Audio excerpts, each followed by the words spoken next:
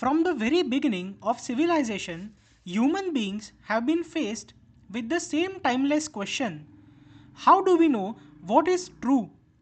What is the best way to gain knowledge, also called epistemology?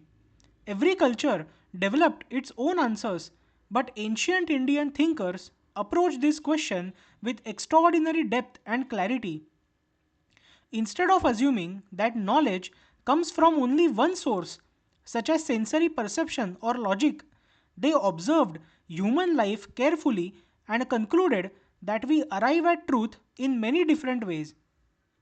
Sometimes we see things directly, sometimes we infer them, sometimes we trust others, sometimes we understand indirectly from context, and at times we know something precisely because it is absent. The Indian philosophical tradition called these different sources of valid knowledge Praman, literally meaning means of knowing or proofs of knowledge. They are not abstract theories, they reflect how people in everyday life actually understand the world, whether in science, relationships, work, or spirituality. By identifying different pramanas, Indian philosophers built a system that is psychologically realistic, intellectually rigorous, broad enough to include intuition, logic, and experience, and capable of explaining both outer reality and inner consciousness. The Praman framework shows that truth is not one dimensional. A person becomes truly wise when they learn how to use all the legitimate ways of knowing, not just the eyes, not just the senses or mind, not just testimony, but the entire human instrument of perception and reasoning. With this background, let us explore the six classical pramans. Let's understand the first praman, also called as Pratyaksh Praman or direct perception. Pratyaksh means knowing something through the senses, what you can see, hear, touch, taste, or smell. For example, you look out of the window and see rain. You don't need proof from anyone else. You can see that it is raining outside. What are the types of perception?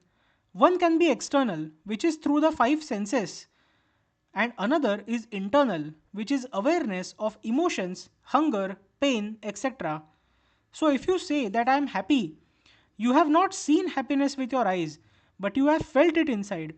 This is also included in Pratyaksh. The strength of Pratyaksh is that it is most reliable and immediate source of knowledge. But the limitation is that senses can be fooled. Example is mirages or optical illusions or the stars that we see in the sky. There are many different sounds which we cannot hear because they are below a particular decibel. And some sounds above a particular decibel are also not heard by humans, but they are heard by other animals like dogs. There are things like atoms which we cannot see.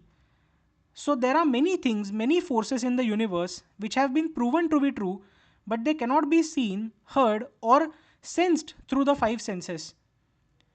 That is the reason Pratyaksh has limitations.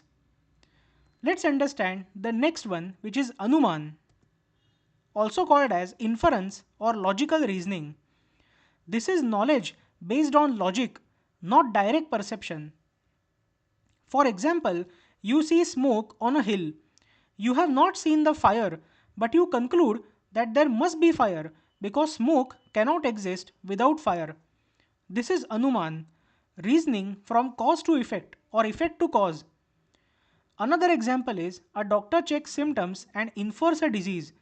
She may not see the virus but reasons it from the signs. The strength of Anuman is that it goes beyond the five senses, but the limitation is that logic can be right or wrong depending on assumptions.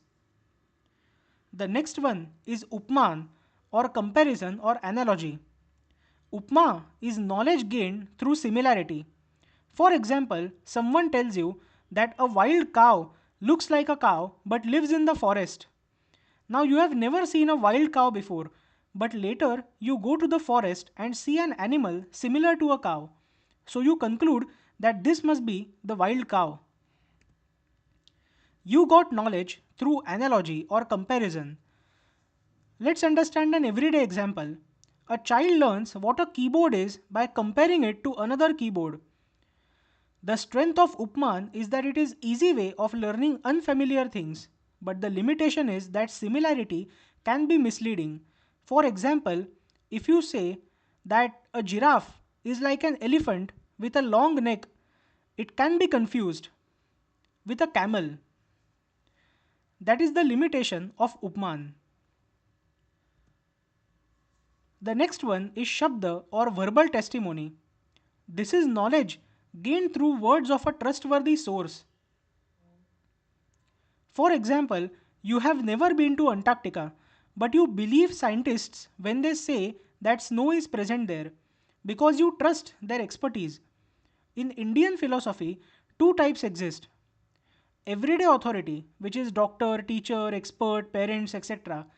And the next is Shabda of the Vedas or scriptural texts, because they are considered eternal and error free in Vedanta.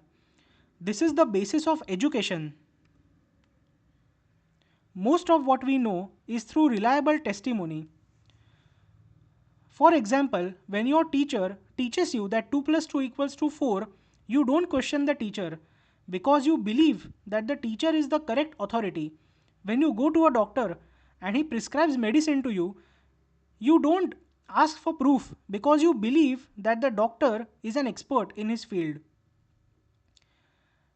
Shabda Praman gives knowledge that cannot be gained by senses or logic alone, but the limitation is it depends on the trustworthiness of the source. Usually, when people want to prove that God exists, they give Shabda Praman. They say that the scriptures of their particular religion are authority, and that's the reason you need to believe in them. They go for Shabda Praman. The next one is Arthapatti, also called as postulation or circumstantial deduction. This is reasoning based on circumstantial necessity, not direct logic but filling in missing information. For example, a man is never seen eating during the day, but he keeps getting fat.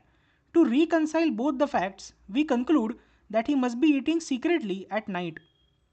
Nobody has seen him eat, but the conclusion is necessary. Let's take another example. If someone says, I am fasting while eating fruits, you realize that they mean grain fasting or upwas, not total fasting. The strength of Arthapatti is that it is very powerful in real life reasoning, but the limitation is that it is only valid if no other explanation fits the facts. And the last one is Anupalabdhi or knowledge through absence. This is knowing something by noticing that it is not there. For example, you look at a table and say, there is no book on the table. How did you know? Not by seeing something, but by not seeing something that should have been there. What are the everyday examples of Anupalabdhi? Realizing that someone is absent from class by checking attendance. Or if you do not hear a sound, you conclude there is silence. Or if you don't find milk in the refrigerator, you conclude that it has finished. These are everyday examples of Anupalabdhi. Anupalabdhi is very important in practical reasoning, but one must know what should be present to detect its absence. Why is the Indian system so brilliant? Western epistemology mainly focuses on sensory perception or empiricism and logic or rationalism, but the Indian system said that human beings learn through many different channels: senses, logic, comparison, testimony, deduction, and even absence. It accepted multiple paths to truth or knowledge, making it one of the most psychologically realistic and philosophically complete frameworks in the world. The Indian thinkers were not simply abstract philosophers, they were keen psychologists who understood how humans actually learn. The six Pramans collectively show that truth is multidimensional, knowledge is not limited to the senses. Understanding reality requires both logic and intuition, and wisdom arises when multiple Pramans align. This is what makes Indian epistemology one of the most sophisticated in the world. Thank you so much for listening.